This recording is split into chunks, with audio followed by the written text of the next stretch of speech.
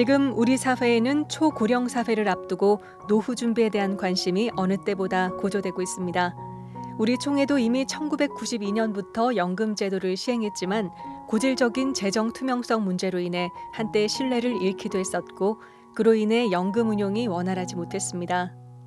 그렇지만 목욕물을 버리려다 아이까지 버릴 수는 없듯이 아이는 살리고 더러운 물만 버리는 차원에서 이제 총회연금에 대한 접근을 달리해야 한다는 목소리가 점점 높아지고 있습니다.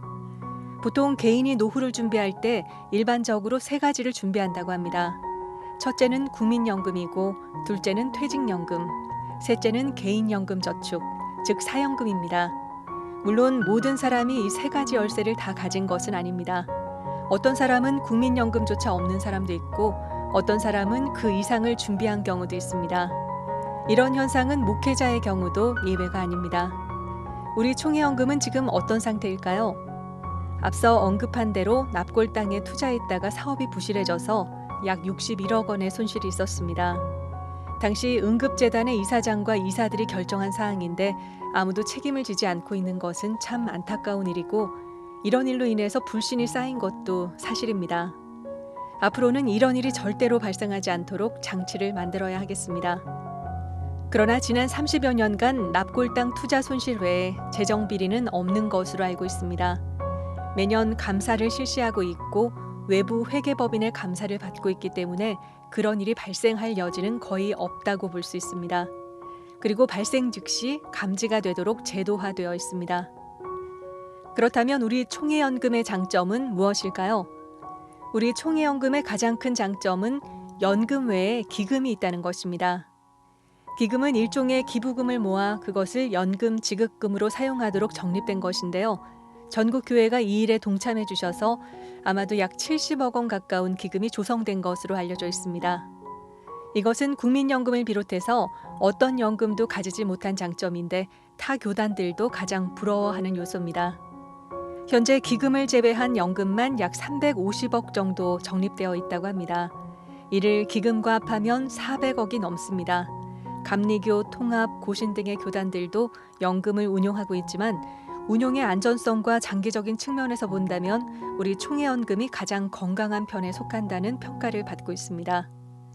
두 번째 장점은 응급재단의 운영 비용이 전혀 들지 않는다는 것입니다. 보통의 경우 연금을 거두게 되면 사무실 운영이나 인건비 등으로 상당 비율의 행정비용이 들어가게 됩니다.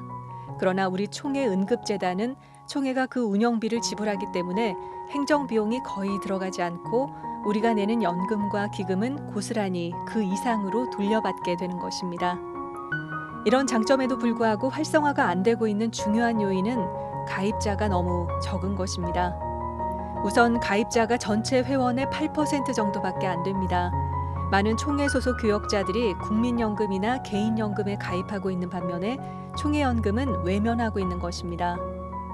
총회연금을 활성화하려면 첫째 가입자를 늘려야 합니다. 가입자를 현재 8%에서 30% 정도로 늘리게 되면 매우 안정적인 운영이 가능할 것이라고 봅니다. 그것은 현재 총회장님이나 임원회에서 솔선수범하고 있고 총회 임원이나 선출직 자리에 진출하시려는 분들은 전부 연금은 물론 기금 납부가 되어야 가능하도록 하고 있습니다. 조만간 성과가 있을 것으로 기대됩니다. 둘째로는 투자 수익을 높여야 합니다. 납골당 투자 문제로 위축된 총회가 연기금의 투자를 제한시켰고 그로 인해 수익률이 2에서 3%밖에 안 되었고 최근에 와서 약 4%의 수익률을 보인 것으로 알고 있습니다. 국민연금의 수익률이 7에서 10%입니다. 투자 전문가를 위촉해서 투자를 위한 포트폴리오를 짜게 되면 합리적인 투자 정책이 수립될 것입니다. 그 정책에 맞게 투자하면 수익률을 지금보다 훨씬 높일 수 있습니다. 국민연금은 지금 세계 최대의 투자 파워를 가지고 있는데요. 자산 규모가 총 950조 원이나 됩니다. 그중 절반이 넘는 530조 원이 투자를 통해 벌어들였습니다. 2021년에는 약 91조 원의 투자 수익을 올렸으니 국가 예산의 6분의 1 정도의 투자 수익을 올린 겁니다. 가입자로부터 받은 연금 수입보다 투자 수익이 더 많습니다. 국민연금대로만 투자하면 수익을 높일 수 있다는 평가가 있습니다. 우리 총회가 연금을 이렇게 잘 운용했으면 지금 우리 연금은 약 1,000억 원 정도가 되었을 것이라는 것이 투자 전문가들의 분석입니다. 총회 연기금을 투자회사에 맡기는 안도 연구했습니다. 그러나 투자회사의 경우 실제적인 위험을 회피하는 문제와 수익이 남아도 상당량의 수수료를 선취하는 문제점으로 이 안은 큰 유익이 없는 것으로 판단되었습니다. 우리 총회 산하 교회들에는 탁월한 투자 전문가들이 많이 있습니다. 그분들을 초빙해서 자문을 받고 투자 전략을 잘 짜면 얼마든지 지혜로운 수익 구조를 만들 수 있습니다. 이 사회를 투명하게 운영하면서 소신껏 일할 수 있도록 신뢰하고 맡긴다면 충분히 가능합니다.